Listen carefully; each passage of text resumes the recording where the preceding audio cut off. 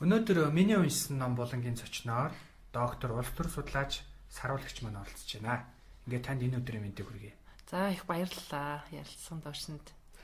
За ингээд саруулагч битээр саруулагчийн орчуулсан төвдөд өнгөрүүлсэн 7 жил гэд. Тэгээд ингээ хэлэхээр нөгөө хүн болгоны дотор нөгөө кино санаанд орж иж магадгүй тийм ээ. Тэгэхээр энэ хоёр гэсэн хоёр төвтөр номыг орчуулсан хүн байгаа. Тэгээд саруулагч энэ номынхаа талаар битээр сонирхолтой яриа өрнүүлнэ. За юуны өмнө энэ номыг та ерөнхийдөө тодорхойлооч тийм ээ. Юуны тухай ном бэ? За энэ ном бол баримтат тууж тухайн үеийн яг бодиттой байдлыг дүрсэлсэн тийм ээ, тийм баримтат туужийн чиглэлийн ном. Тэгээд дэлхий дээр 40 хэлэнд орчуулагдаад 41 дэх нь ингээ монгол хэлэнд орчуулагдаад орж ирж байгаа. Төвдийн тухай маш олон ном байдаг. Гэхдээ ихэнх нь ерөн хятадын захиалгаар бичсэн тийм өнгө аястай. Яг тэгэхээр төвд ч өөр хаалттай орн байсан. Хятад одоо ч гэсэн хаалттай. Одоо ч хаалттай. Тэгээд одоо хаалттай бүс тухайн үедээ төвдөд ерөн тусгаар улс байхад нь тийм ээ гадны хүн нэвтрэх байтугай ер нь орох боломжгүй байсан. Энэ үед дараа нь бол хятад эзлэхний дараа хятадууд бол өөрсдөө зохиомлоор мөнгө төлөө тийм одоо хиймэл номнууд нэлээд их гаргасан. Тэгээ энэ номны эсрэг үзэл суртал юм. Эсрэг үзэл төвд бол ингэж хөгжүүлж хятадууд ингэж яах гэсэн. Яг үнэн бодит түүхийг бол харуулаагүй. За тэгээд энэ номыг болохоор Австри хүн бичсэн байгаа. Хайнрих Харер гэдэг өөрөө уулчин хүн. Тэгээд энэ номны онцлог нь юу юм гэхлээр ерөөсөө Европ хүний нэг бодлого байдаг штэ. Ирээ тийм худлаа, чимэг, сондөр тийм үү, хачин одоо тийм цэцэг навч ургуулсан тийм хэллэгээр бичээгүй. Маш энгийн. Хоёрдугаарт нь болохоор төвдийн тухай яг бодиттой түүх одоо амьдралыг мэдэж авъя гэсэн хүнд яг унших хэвээр цөөхөн итгэн номны нэг. Дэлхий дээр бол зөндөө номноос зөвхөн энэ 2-3 ном байдаг. Хүндлэнгөөс ямар ч хараат бус тийм. Хараат бус. Энэ яг л өөрөө бичсэн. Тий, одоо жишээлбэл ингэж харж байгаа шүү дээ. Төвдүүд болохоор өөрсдийгөө мөрөөл хятадтай маргалтаал гэж байдаг. Хятадууд болохоор ингээл төвдийг дарангуулаад ингэж үздэг. Хоёр тал бол хоёулаа нэг эсрэг байж байдаг. Тэгэл 3 дахь шитгээд ороод яг хин нь үний яриад байгаа юм тийм үү? Хин яг одоо энэ амьдралыг харуулж байгаа гэдгийг уулчин, уулчин маань бодитоор нь бичсэн. Тий, ерөөсөө чимэг сандар юу ч байхгүй тий. Тэгээд тийм ном. Их сонирхолтой. За тэгээд номыг яагаад орчуулах болсон бэ? Энэ талаараа та яриач. Энэ номтой яаж анх танилцсан? За эхлээд би өөрөө яа чи би төвдийг сонирхоод идэх юм тийм ээ, нөө хориотой ч гэдэг юм уу, их сонирхолтой санагддаг штэ. За тэгээд дараа нь тэр төвдөд өнгөрсөн 7 жил гээд кино гарсан штэ. Тийм ээ. Тийм тэгээд алдартай кино Францын найруулагч байхаа. Тийм. Брэд Питт юу яадаг юм бэлөө нөгөө чонон сүлтий найруулсан тийм бах тийм. Тэгээд тэр киног чинь хийхин тулд бас төвдөд оруулаагүй нөгөө Андын нуруу гэж байдаг шүү дээ. Латин Америкийн маш том уул орчтой. Тийм. Андын улс дээр л авсан гэдэг. Тэгээд Брэд Питт гэдэг тэр гол дүр тоглосон жүжигчний хятад нэвтрхийн насан турш нь хорьцсон байгаа шүү дээ. Тэгэхээр зэрэг тэр кино бол ер нь төвдтэй төстэй гямлаа нуруутай тийм ээ төстэй тийм газар авсан болохоос биш яг бас бодтой газар болоогүй гэж бичсэн байдیں۔ Тийм. Тэгээд яг хоо тэр киног үзчихэд анх удаа надад нэг төвд гэж ийм улс эдэм ингээд сэтгэлд яг нэг нүдэнд бууж ирлээ шүү дээ. Тэгээд дараа нь тэр үед би Германд дэжсэн. Тэгээд дэлгүүр орсон чинь харин нөгөө ном чинь байж байна. Тийм тэгсэн чинь хажууд нь 2 дахь дэвтэр нь одоо би эргэж төвд оронтой эргэж уулзсан гээд 30 жилийн дараа. Тэгээд энэ хоёр номыг би шууд л аваад тэгэл ерөөсөө уншсан. Тэгээд киноноосоо мэдээж ном бол их гоё байдаг тийм ээ. Тэгэл баг донцсон. Гэлсон уншсан. Уншаад дууссан. Тэгээ энэ номны чинь яг бас өөрийнх нь утгыг ойлгосон л доо. Юу гэхээр энэ чинь яг тийм бодиттой оронд өрсөлсөн гэдгээрээ одоо дэлхийн бестселлер болсон ном байлээ. Тэгээд 40 улсад орчуулагдсан. Тэгээд 41 дэх нь ер нь Монгол болъё гэл. Тэгээд ерөөсөө за болохгүй яаж байгаа Монгол дээрээ. Тийм, би ер нь хийяг. Өөр ихлээр ямар ч юм уншиж ямар ч янзын тасархаа юм байна. Энэ бол хүн болгон унших хэрэгтэй байна гэж бодоод зориглол тэгэл орчуулаад. Тэгэл орцсон. Тэгээд орчуулахад ч бас нөгөө мундаг яруу найрагч бичээгүй болохоор орчуулахад ч бас хөнгөө. Тийм герман хэлнээс Австри хүн. Тэгээ энэ хүн чи өөрөө бүр Далай ламын ордонд очиод тийм ээ. Яг төвдийг хятад эзлэх үеэр тэгээд дөрвж гараад явсан байдгийн.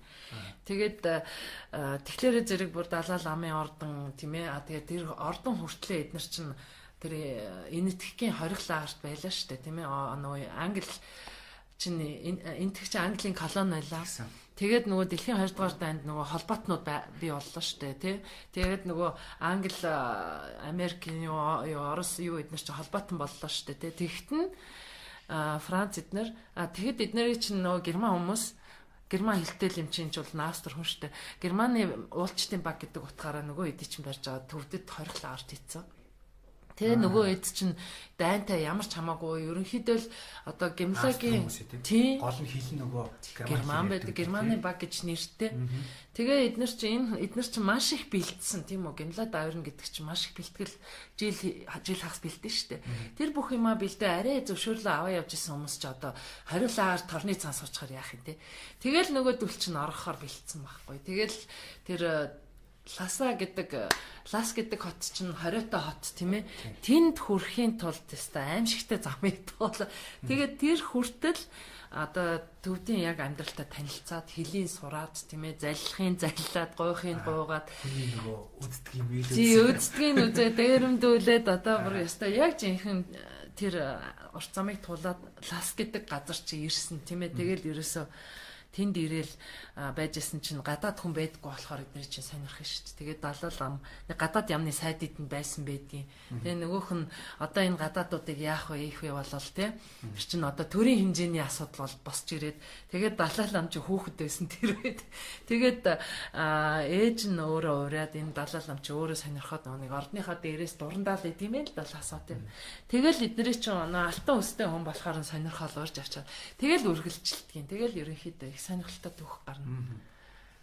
Орчуулгын үед бол та бол уншаал тэгээд ерөнхийдөө монголчууд маань бас унших хэрэгтэй. Яг л төвд чинь өөрөө Монголтой бас нэг бас соёлын хувьд маш чухал хоорондоо холбоотой улсууд шүү дээ, тийм ээ. Тэгээд шашны хувьд ч байдаг.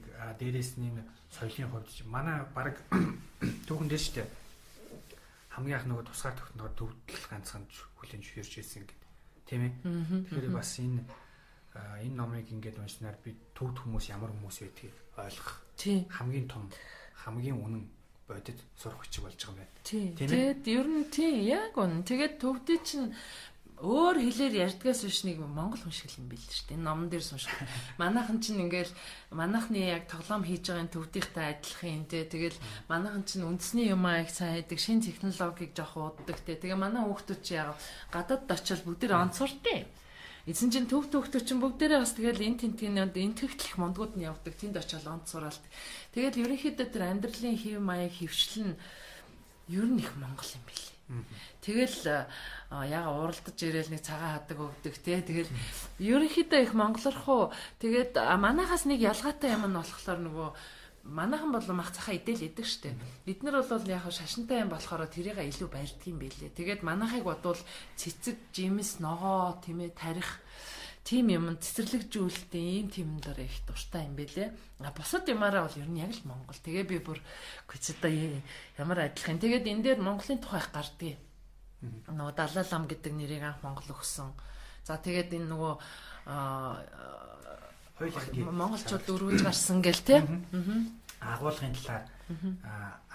талаар энэ ном дээр одоо жишээлбэл ямар тийм сонирхолтой гайхамшигтай хэсэг байна. Тэр талаар та уншиж өгөх хүмүүс бол бас таны одоо уншиж байхад тийм орчуулж байхад их сэтгэл дотн үлдсэн тийм гоё түүх байна уу тэр талаар та. За тэгээ энд бол нэгдүгээрт нь тэр юу гэдгийг төвдүүдийн энгийн амьдрал их сонирхолтой байлээ тий. Бид тэр чинь өөрсдөө бас нөгөө 10-аас шар ариг нэрж уун тийм үү. Тэгэл нөгөө юу гэдэг мах идэж болохгүй штэ. Тэгэхээр нөгөөдөл чинь их хөөрхөн аргалдгийн байлээ нөгөө өгсөн амтны сэг гэж агаад авцарч одоо тийм нууцаар анчд байдаг л байхгүй тий. Тэд нар нь тэгээд өгсөн амтны сэг гэдэг нэрээр авцарч махын идүүлд юм байна лээ. За хоёрдугаарт нь нөгөө эднэр чинь бид нар ойлгохдоо ингээл мөлхөөл мөргөөл яваад идэг гэдэг штэ тий. Тэрээ чинь бас хөлсөөр хийд юм байна.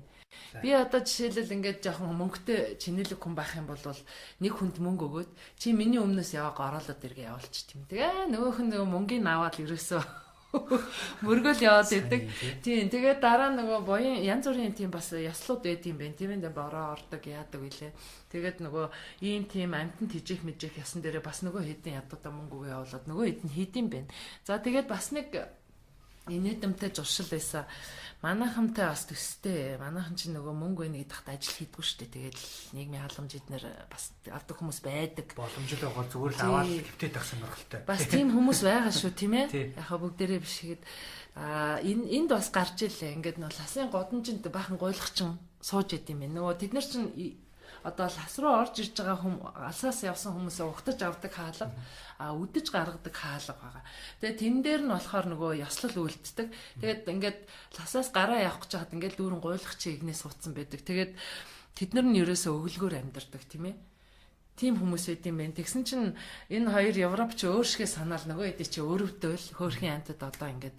Тэгээ анх удаа эднэр чинь цалинтай ажил хийлгэхгүй юу? Юу юм гэхлээр тэр Брахмапутра гэж гол их үерэлдэг. За тийм нөгөө том гол байгаа шүү дээ.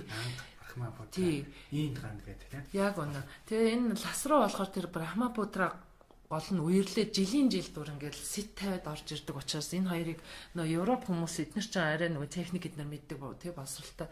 Тэгээ энэ хоёрт чинь даалан хийхийг даалгаж байгаа тий нөгөө өөр. Тий тэгсэн чинь нөгөө хоёр маань баярлал нөгөө хэд ядуу гэчээста бүр хоол ундын тавиал нөгөө ордноос мөнгө өгсөн. Тэр цалингийн нөгөн гээд тэгсэн чинь нөгөө хэд маань ирсэн юм байна. Тэгсэн тэд нарыг хараад өрөвдөөл эдгээр чинь бүр хөрхий тураалд орцсон ийм тийм хүмүүс ингээл годамжинд хөвч байгаас одоо ингээд хөвч байхаа оронд өөртөө аваад явг гэ. Тэгээд далангийн ажил дээр эхний өдөр боо шууган басан гинэ нөгөө манайхан чинь нэг марцган нь гэдэг штэ эрэгтэй эмэгтэйгөө ингээл зохиол айлгуудаал инээгээл нөгөөдөл чинь зүгээр баахан хоол хийцэн галтайгаа ажилуулаад тэгэл явхад нь нөгөө мөнгөний тоолол гар дээр нөгөөдөл нь бөөн баяр болол тэгэл маргааш нь одоо цалингаа авах гээд ирэндээ гэсэн чинь байдгүй ихэнх нь байхгүй болцсон. Тэгээд нөгөөдөл чинь хүлээгээдсэн чинь гайхаа годамжаар явсан яг нөгөө гойдаг газар ачаа суудсан. Тэгээд тэд нар тэгэд ярьж байгаа эднэр яашаа нэгэнтээ ингээд нөгөө боён хийж ингээд өглгөөр амьдраас сурцсан хүмүүс чинь те ер нь мөнгөний төлөө биш амьдрал үйд юм бэ. Эдгээр нөгөө Европоос ялгаатай юм гэж анх ойлгосон. Тийм сони юмнууд гардыг. Тэгээд дараа утга учир бол мөнгө биш. Тийм мөнгө биш, баялаг биш. Зүгээр ингээд Европчууд болохоор нөгөө хоёр манлахад тэгж хараад байгаа тийм. Тийм. Эдгээр бол яг энэ дээр дөрөөж ярих гэхээр ингэж асуух гэдэг юм л да. Агуул бол тэгтээ төвдийн одоо амьдралын тухай өгүүлсэн. Хамгийн бараг анхдагч дэлхийд дахинд гаргаж ирсэн тийм сурвалж ном тийм үү. Тэгэхээр энэ үйл явдал маань хэдийн үед өрнөж байна.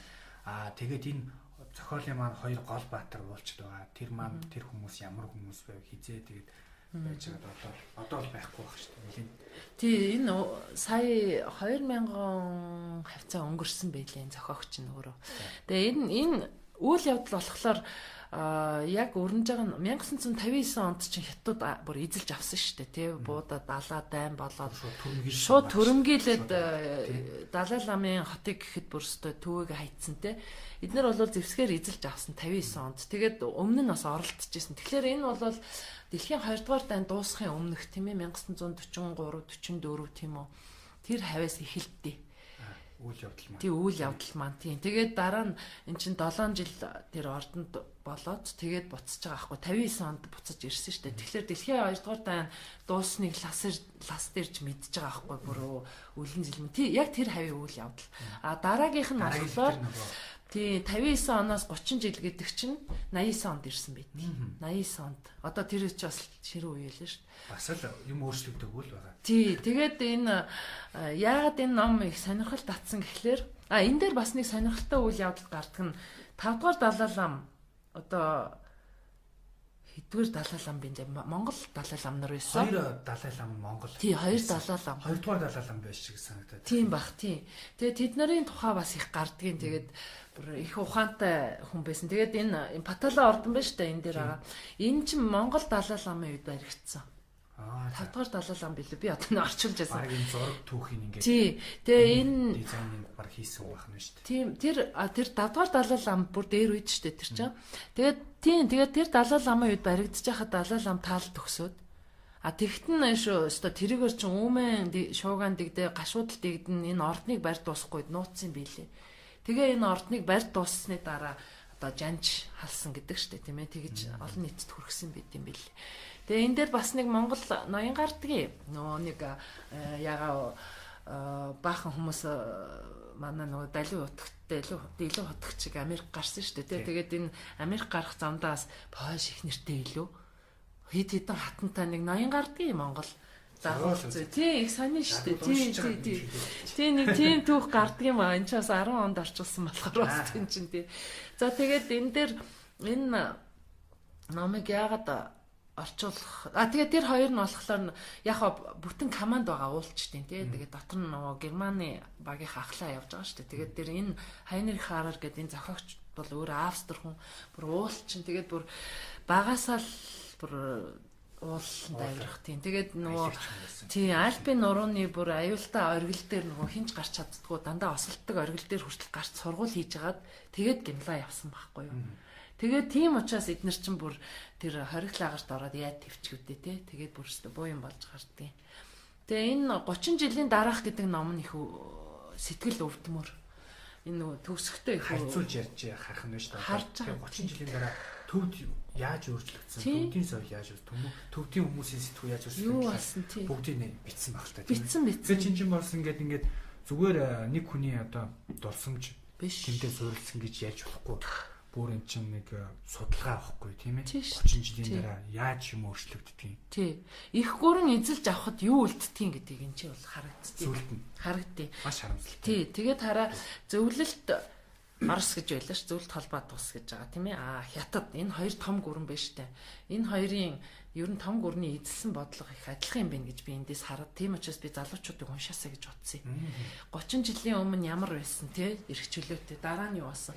За тэгээд би яг өөрийнхөө би чи яг тэр социализмын үед чинь одоо яг л хүүхд одоо оюутан тийм ээ залуу тэр юу гэж чинь мэдж байгаа шүү дээ. Тэгсэн чинь энэ 30 жилийн дараах гэ 2 дугаар дэвтэр дээр нь яг ихнийх нь их давтагдгийг нөө сануулахын тулд гэхдээ энэ дээр бүр аюух сургамжтай.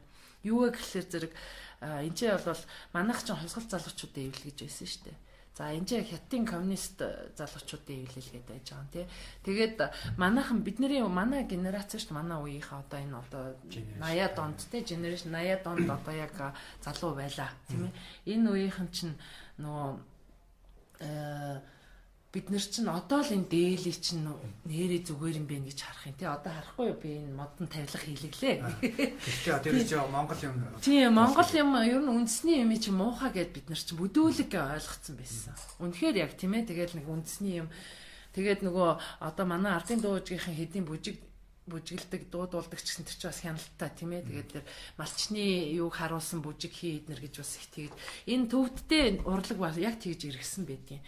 Тэгээд нөгөө зүйл чинь нөгөө маньхан ч энэ хаараш ч очиод нөгөө өөрийнхөө явсан газруудаар явсан чинь нөгөө төвдөөч их ганган ийм өнгөлөг хүмүүс тэгсэн чинь нэг бүрзээс нөгөө хятад маягийн хувцас өмссөн. Нөгөө байшингууд нь бас л нэг ийм өнгөгүй саарл юм болцсон тий. Тэгэл дээрээс нь биш уламд ордсон. Бүр соёл нь аваад бол хөгжих ёстой гэж харж байгаа. Соёл нь бол устсан л байгаа байхгүй тий. Тэгээд нөгөө музейний тайлбарлагч нар нь эднэр яг Монголд нөгөө тийм байсан ш социализмын үед бид нар ч бас нэг гаднаас хүмүүс эднэр ирээд нэг ингээ явхлаар зэрэг зураг авч болохгүй айгүй муухай аашилдаг тий. Тэгээд нэг юм яг тийм юм болцсон байгаа байхгүй. Тэгсэн чинь үндэсний хөгжмийнх нь нөгөө музейд үндэсний хөгжим эднэр байсан. Энэ бол хоцрогцсон одоо феодалын үеийн нийгмийн юм энэ төр. Яг тэгж тарих угаалт тийм ээ их гүрэн гэдэг чинь нөгөө өөрийнх нь үндэсний соёл уламжлалыг бүдүүлэг феодалын нийгмийн үлдэгдэл гэж ойлголцсон юм зөвлөлт Оросын дараа бид нар тийм сэтгүү үлдсэн. Яг тэр юм. Энэ төвдөд гэсэн чинь төвдийн залуучууд нь яг тийм болцсон байгаа байхгүй юу. Тэгэд ер нь ингээд нилээ хэмээн устгацсан. Тэгээд дараа нөгөө төвдийн үндэсний бүжиг энтер гэсэн чинь одоо манай тийм найруулгатай бүр жинхэнэ үндэсний юм байхаа болцсон. Тэгээд бас нэг юм гардгийн. Тэр үед бид нар 80-аад онд байж хахад манад нөгөө Оросын цэргийн Монголын хүн амаас олон Орос цэрэг байсан. Цэргийн ангууд байсан. Тэрийн хоол ундыг Монгол улс даадаг байсан. Тэр нууц байсан. Тэгээд тэднийг даадаг учраас биднэрт өөрт мах олддгүй байсан шүү дээ. Чи мэдэхгүй хаа тийм яаж мэдэхгүй. Тий бид нар манай хоёрын мэднэ. Бид нар хараа мах сүү олох гэж за өстой сайн юм чи.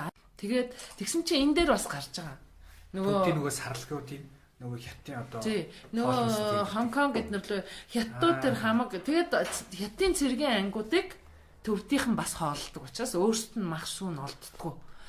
Мах хөдөлгөхгүй гэнтэй. Тий. За тэгээд дараа нь бас нэг адилхан төстэй юм бэ. Юу гэхээр бид нар чинь хуучин байхад чинь нөгөө ямар нэгэн үзэсгэлэн музей одоо олон улсын юмд чинь нэг үзүүлэн болгоод явуулдаг. Монголд ерөөсөө байдгүй юмнуудыг айгүй гоё юм үйлдвэрлээд тэгээд ингэж шоуддаг тийм ээ. Эсвэл ер нь ингээд Монголын амьдрал сайхан байна гэж харуулдаг байлаа шүү дээ. А энэ дээр бас яг гартын 30 жилийнхэн дараа мань хүн захаар явдаг. Тэгсэн чинь ингээд айгүй мундаг шар тос эднэр ингээд бөө идэхин зарцсан. Тэгсэн чинь яг тэр нь болохоор зүгээр зардггүй зүгээр үзүүлэн байхгүй. Тэгээд нөгөө хятадууд ингээд гадны жуулчид явхлаар гоё байна тий гоё харуулдаг тийм л лээс. Тэгээд дараа нь мань хүн чинь бүр сэтгэл нь өвдөд явж исэн чинь музей хуучин ордон байсан эдэр чинь музей болно шүү дээ. Тэгээд тэр чинь дөндөө бас манай нөгөө хийдүүдийг чинь Оросууд чинь бөмбөгдөөд хамаг юмын тоноод аваа явсан тий. А хятадууд төвд рүү ороод бас хийдүүдийн сүнөөгөөд хамаг юмын тоноод аваа явцсан. Аюу адилхан магаз. Тэгээ би энийг залуучууд ойлгож аваасаа гэсэн үднээс энэ заавал орчуулъя гэж бодсон. Тэгээд нөгөө одоо реставрац гэдэг чинь засан сэргээх хэлүү те сэргийн засах те сэргийн засвар хийжсэн нөгөө одоо хуучин манерыг байж хахад Хайнрих Харрыг байж хахад их сайхан ажиллаж исэн сүм тэгээ хийд тийм ээ очсон чинь нөгөөх нь мэдээж тэгэл сүнтсэн одоо тэгээд нөгөө хажууд нэг хүн жигтэйх ингээл 2-3-аас суучаал ингээл чулуу таншаал нөгөө хэмээ хийгээл тэгэхээр мань хүн чи сэжиг авсан юм байна л да. Тэгэл жоохон явж байгаа буцаад ирсэн нөгөө хэд налга болцсон. Нөгөө юм хайцсан. Тэгээд дахиад ирсэн чи тэгээ манерыг харангуйтаа гүйж гарч ирэл ингэж гин гэж байгаа байхгүй. Дахиад таншаал засаал.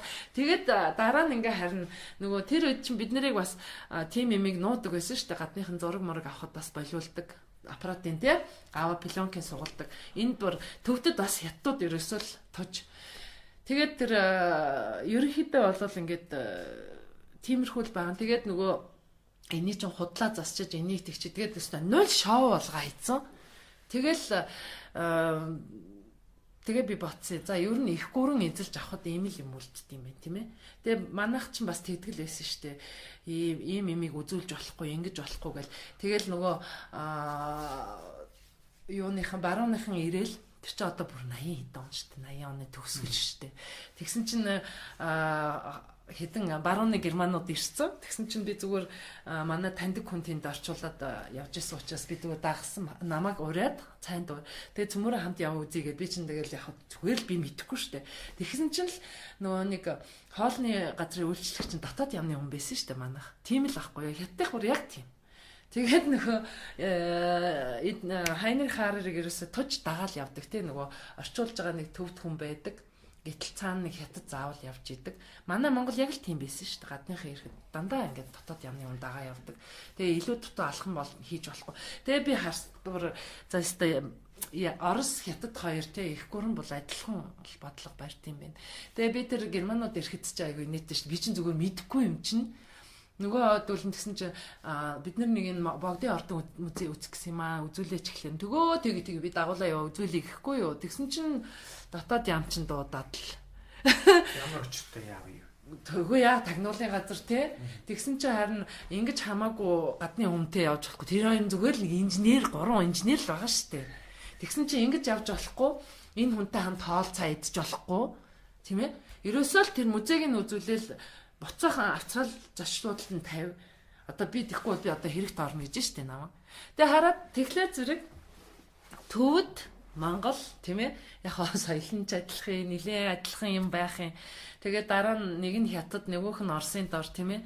Тэгээд ингээд манайх бол 30 эдэн онд хядуулсан төвд бол яг ялгаатай нь өнөөдөр хүртэл хядуулж байгаа. Иргэний дайнтай байж байгаа шүү дээ төвд дандаа. Одоо ч гэсэн тэгэл дандаа иргэний дайн. Одоо тэгээд гимлан нуруугаар оргож гарсан давж исэн хичнээн хүн тэр ясн тэнд байд юм байна. Одоо тэгээд яг мэдээгээр болохоор нөгөө хятадын бүрэлдэхүүнд байгаа учраас биднэрт бол тийм одоо янз бүрийн болоод байгаа мэдэхгүй л байгаа шүү дээ. Бид нар бодтой мэдээ сонсохгүй байгаа шүү дээ. Дандаа нөгөө тарих угааз нөгөө хятадын бэлтгэгдсэн мэдээлэл яваад. Тийш дээ. Ерөөсөө байхгүй. Долгион гарна гэж байхгүй. Тийм учраас энэ ч бүр 80 оны тийм 89 онд очсон хүн гэдэг чинь бас саяхны үйл явдал гарч байгаа. Тэгэхээр хятад төвд бол дандаа иргэний дайн болж идэм юм. Тэгээд дандаа босгогч нар явж идэг тий. Мундаг ард том юм бэлээ штэ. За хоёлаа тэгээд сүулт нь номонд ингээд зохиогч нэг сайхан гайхамшигтай үг өгдөг штэ тийм ээ. Аха. Үг хэлбэр.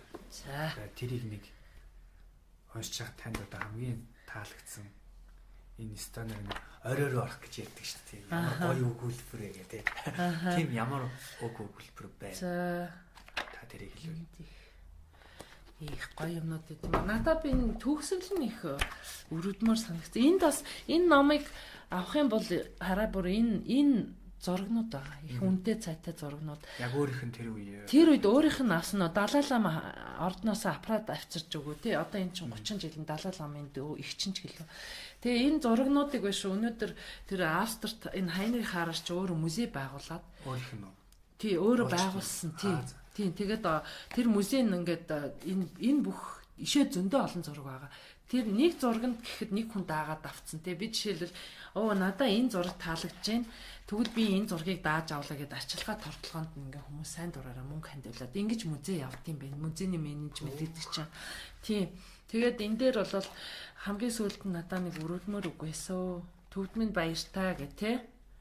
Тий. Гадаа өөр хаяарч эхлэх үнүүдээ тийм за хүлээж аваа за. Энэ их өрөвдмөр төгсгөлийн уншсан чинь надаа айгүй өрөвдмөр байсан штэ. Ласт хятад цэргүүд давшлан орж ирэхээс өмнө хэдэн 7 хоногийн тухай би ахин нэг дуршлаа гэж байгаа байхгүй юу. Тэр үед маш хүчтэй газар хөдлөж бид бүгд л эмээн сандарч төвдүүд муу ёр хэмээцгээж байв сонирн байгааз. Тэгээ сүулт од үзэгдээ тэгэл хятад ороод сайн шүү те.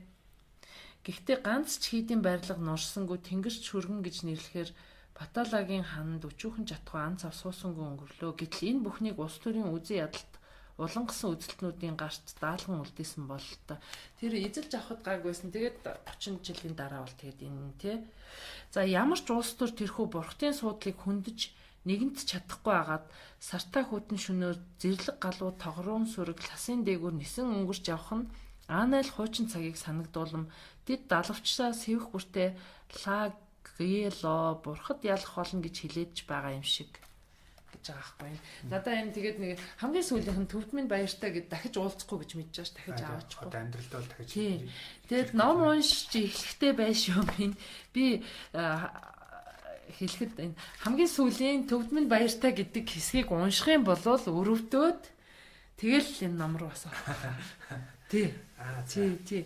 Тийм учраас ерөнхийдөө нэгдүгээрт нь яг хөө би одоо энэ түүх соёлыг уншаасаа танилцаасаа гэсэн. Хоёрдугаарт нь хоёрдугаарт нь болохоор манай залуучууд их гүрэн эзэлсний дараа ямар байдалд ордгийг тийм ээ. Одоо жишээлбэл эргээл Путиныг магтаал ингээл тэгэл одоо бүр Ким Чен Уныг магтах юм тий.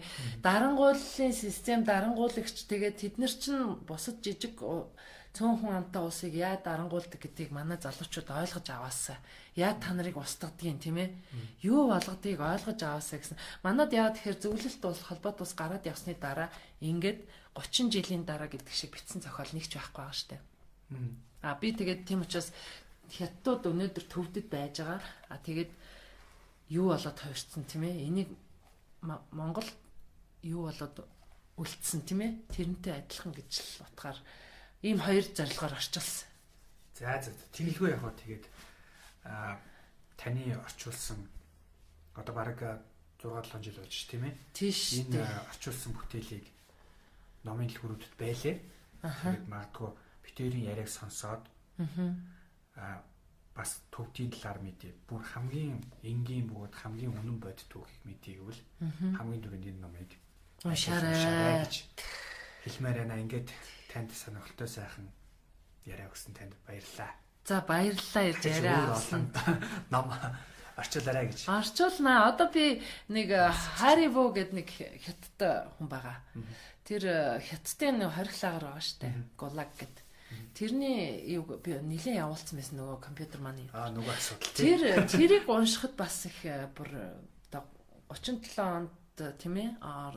Одоо Оросын хориглагрууд гэж амар юм байлаа шүү дээ тийм ээ. Одоо Горбачов киноноос л үзэх юм да. 89 90 онд Горбачов гарч ирж ич тэдний чи хаасан ш. Тэр бол Оросд тийм амар систем явж исэн гэж бодлоо. Тэгэхээр зэрэг тэр номыг би орчуулж эхэлж исэн өөр бас нэг 2 3 ном. Нэг хошин шогийн ном байхгүй.